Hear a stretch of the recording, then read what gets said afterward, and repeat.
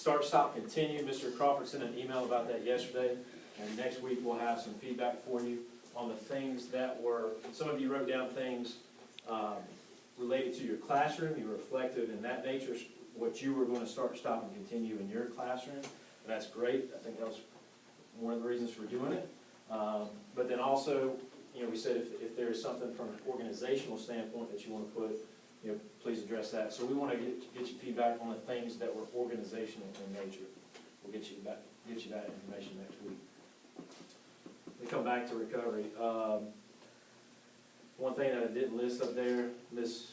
King Hanley sent an email yesterday about your grade books. So most of you probably saw everything at the beginning of the year for S1 and S2, but if you didn't and you need help getting S2 set up, please let me know, let Ms. King Hanley know, and we'll come around and help you get your grade book set up.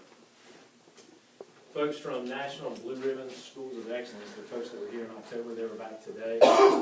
They didn't go in any classrooms, they were just here to kind of get a status update.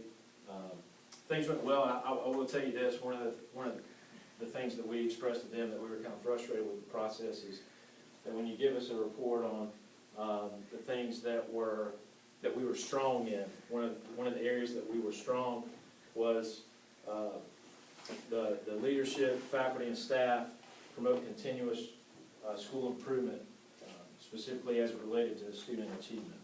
And to me, that's what we're here for. Like that's the big umbrella of what we do here. And a lot of other things on the 44 pages of needs improvement go underneath that. So I said I don't really understand how I believe we are strong in that area. We are pushing to improve, but some of these other things are really more opinion based. But anyway, so we got to hash some things out today, so that was good.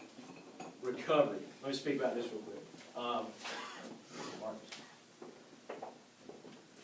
Ms. Cook, I did not check the math box, so I'm going to keep my math up here real simple. I checked the social studies box. Okay? I went to school and figured out what I wanted to do. So I'll put Q1, Q2, all right? So let's say student A had a 55, because they couldn't get lower than 55 in this one, right? All right. Student B had a 55. Let's say Q2 they had a 35. So they finished with a 45. See how that was easy? All right. Okay. So here's your final grade. The students A and B fail your course. Yes. Yes, they did. No difference there. They failed the course, right? Is there a difference there? Yes. What's the difference? One's available, one can recover, and one can't. All right. What's the difference with recovery? 5 points conceded. Okay. So with student B failed, I won't pick on you again, Herbie. Rose failed Herbie's course. Okay. Failed it. That's not changing. Okay. But because the benchmark for recovery in our system is a 50, Rose, I can start scheduling Rose next Monday night to go to evening school with Garrett Thomason and have to recover that credit.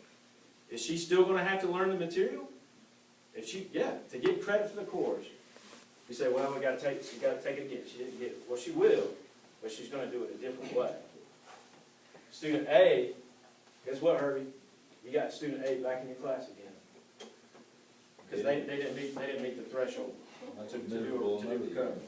So we look like we made a big push for this last week. Coach West was involved in it. Really helped us out. I know Ms. Busby.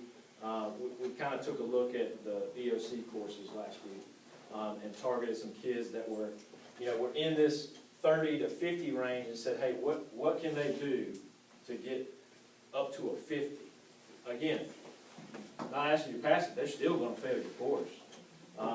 But we can start pushing them for evening school or scheduling them for Saturday school so they can learn that information, get it another way, and not have to sit back through Ms. Busby's class. A wonderful person, but I'm sure she would welcome them back, but we're going to try to get them that information in a different way.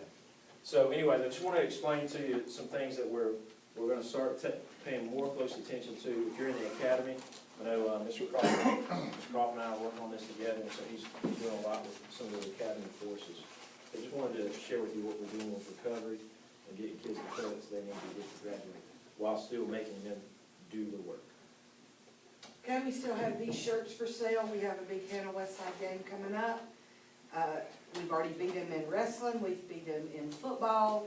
Basketball. Christie, if we'd have had I know. one more second or one more free throw, we would have beat them in girls basketball. I'm sure we'll beat them over here. Our boys at the end of the first quarter, we were beating Hannah 28-6. And it was just making me so happy. But anyway, we have these shirts, so if you want one, they're $12. Angie New has them.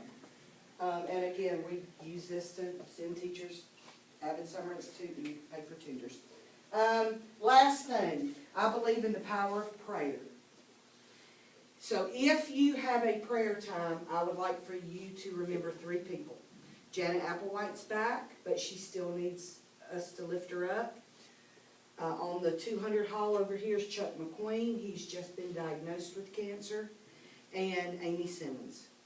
So if you would, just please remember those people in your prayer time. Okay? All right, thanks. Have a good